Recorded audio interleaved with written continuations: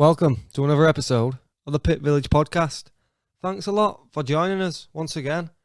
Sponsored by Prospect27, pay monthly websites, £30 per month, managed service, get yourselves online, prospect27.co.uk. Now, I've got an important one here for us today. It's about becoming an entrepreneur. And for a lot of my life, I was a wantrepreneur, not an entrepreneur. Somebody who wanted to be in business, somebody who had ideas. And as I've done research on this topic, it's made myself reflect a little bit. But how do you become an entrepreneur? And do you know what an entrepreneur is? I bet you don't know how to spell entrepreneur. I will make a bet. But an entrepreneur is someone who creates businesses. Now, they don't manage businesses, they don't run businesses. They create businesses. So an entrepreneur is an individual who creates a business, bearing most of its risk and enjoying most of the reward. The process of opening a business is known as entrepreneurship. Entrepreneurs are seen as innovators. They're the source of new ideas, goods, services, business, and procedures. And they play a key role in the economy. Now, entrepreneurs use their skill and initiative to anticipate the needs and bring new ideas to market. And coming from a marketing perspective, marketers create markets. They create new markets. So thinking about this, and as I've been doing this research and reading this little bit of an article to get some information together, it's made myself reflect a lot on myself. I had a lot of ideas in my early 20s, never really executed on them. But when you recognise that ideas are cheap and it's the execution that matters and the execution that's hard, then you will go into business. You will inevitably fail, but you'll learn. And you can go back into business and do what you're good at, which is creating companies, because you are an entrepreneur.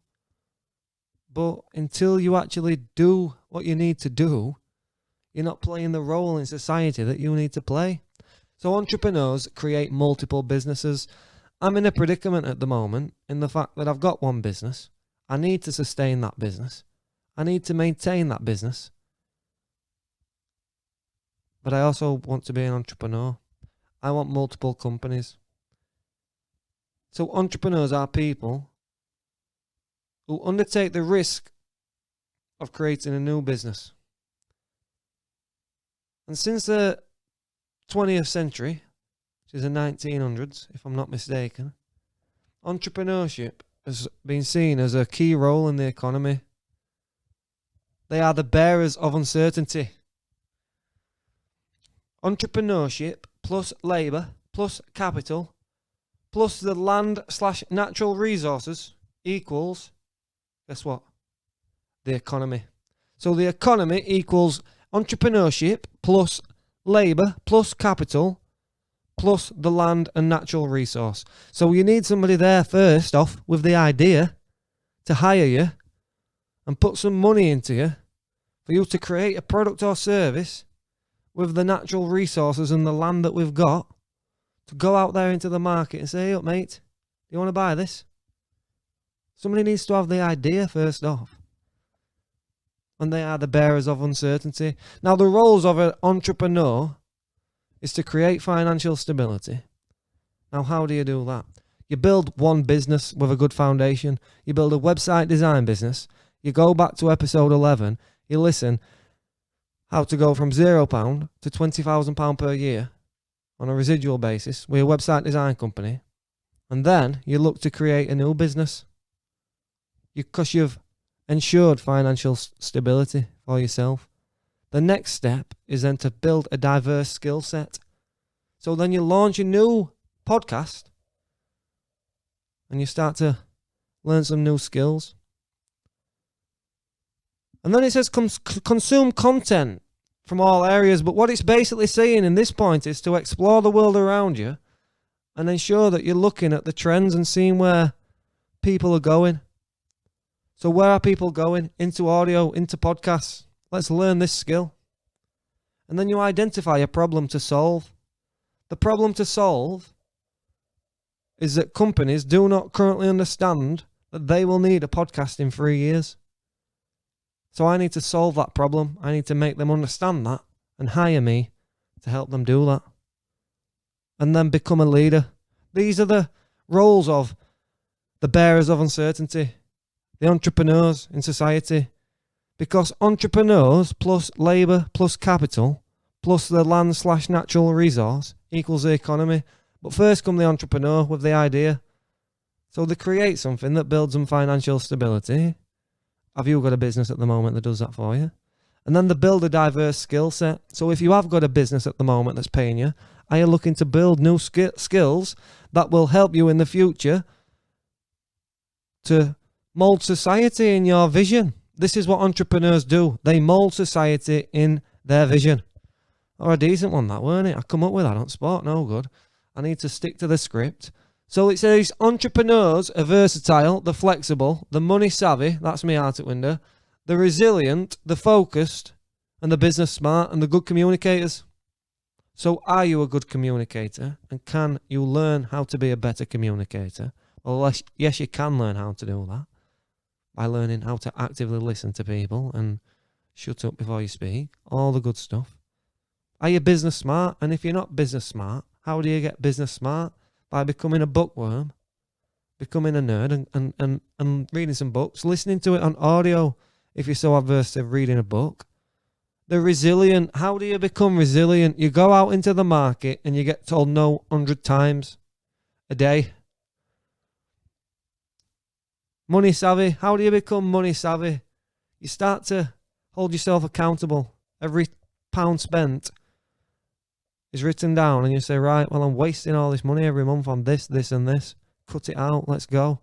And you can educate yourself on liabilities, assets. The versatile and flexible. To me, is that not the same thing? But they say be formless like water. It is in the laws of power. So it's like you need to be able to move and take advantage of new opportunities and build new skills, all the good stuff. And you can't be too attached to what you've created. So there is different types of entrepreneurs. There is. And I'm going through this article and I'm reading this stuff and it says that there's the builder, which seek to build scalable businesses in a short time frame. They build strong infrastructure by hiring the best talent. And they've got a temperamental personality. They want a fast growth company. And then you've got your opportunists, which pick out good investments at the right time. And then they exit at the peak. They like businesses that create residual and renewal income, is how this article phrased it. Can be impulsive because they hunt out new opportunities all the time. Now this resonated with me a little bit. The builder resonated with a friend that is currently building an online company. Then we've got the innovator. Ideas that nobody have thought of before. They concentrate on impact and think of people like Steve Jobs and Zuckerberg. Then you've got your specialist. Now these are people who they've got an education in something. They're very risk averse. They're analytical. I've just done an interview with Peter Watkins at Blue Penguin Accountancy. And he is a specialist. He has got a strong skill set in accountancy. And he has built a business through networking and events. Slower growth. So these are the different types of entrepreneurs. Now, within entrepreneurship, you have got small business entrepreneurship, which is setting up a corner shop. Not really looking to take anything further than that. No plan to, franchise and grow. You've got your corner shop. This is who you are. Let's go. You've got your small business entrepreneurship. I am a website designer. This is what I am. Let's keep at it. Then you've got your scalable startup. They require a lot of investment and capital. Think of your tech companies in Silicon Valley. Then you've got your large business entrepreneurship, which is a new division in a large or existing company. And then you've got social entrepreneurs, which look to feed the world and do all the good stuff that we fail to do as people, as humans, I guess. But we're very lucky in the fact that we've had all this advancement over the last 150, 200 years to create the society we currently live in, which is built upon abundance. So it says that entrepreneurship, they are the coordinating agent in a capitalist society. They create employment, more investment and opportunity, more advancement. For example, within IT services, and then call centers could get bigger, and we create industries that then create new jobs and new opportunities for others. They create social change, and ultimately they revolutionize the world. Now, where does this leave us? Going from a small business owner to an entrepreneur. So we've got a problem here, haven't we? A problem that needs to be solved. You run one business, but you want to be an entrepreneur. You want to run multiple companies. How do you go from being a small business owner to an entrepreneur? And an entrepreneur is someone who creates businesses. They don't manage businesses. They don't own businesses. They create businesses. An entrepreneur is an individual who creates a new business, bearing most of its risk and enjoying most of its reward. The process of opening a business is called entrepreneurship. They're seen as innovators. They're the source of new ideas, goods and services. They play a key role in the economy because they look at the skills and initiative needed in order to anticipate needs of the people, and they bring new ideas to market. So entrepreneurs are people who undertake the risk of creating a new business. Entrepreneurship plus labour plus capital plus the land and natural resource is the economy. They are the bearers of uncertainty. And first off, you create financial responsibility. And you do so by building a foundation. You build one company that can be managed, and then you build systems to easily manage that business. Systems that ensure that your time is spent efficiently. So you can create a new business if you need to, but what you need to ask yourself is, can I be in the top 3% of my industry? If the answer is no, then let's move on to the next step, which is building a diverse skill set. Building a diverse skill set and identifying a problem to solve. Looking at the wider market trends. So you need to explore the world around you, exploring the market trends, and invest in yourself. I need to invest in Carl in 5 years. What does he do? What does Carl in 5 years do? What does the future look like? Then you need to aim to become a specialist who solves the large problem that you can see in the world. Aim to be in the top 3% of that industry. And what that does is make you think on a higher level. You start to ask the right questions. The larger the problem you solve, the bigger the payday. The larger amount of money you will be given inevitably to manage on this earth as you're solving this problem. The world will manifest itself around you. Why do you think Elon Musk, Jeff Bezos, they want to solve large problems? I'm going to buy Whole Foods. Let me make sure people have got food. I know I'm always going to be rich. Let's go to space. Let me be the first one that can take people into space. I want to own space travel. To be a trillionaire. That is their game. So what will it require you to learn to become the top 3% of the industry? Thinking on a higher level, why would you not be researching every single day and practicing your craft if your aim was to be the top 3% of the industry? Who do you need to know? How do you get them to hire you? What skills do you need in order for them to do that? And then you're turning an abstract goal into a concrete goal, right? Well, I want to be an entrepreneur. I want to run 2 businesses.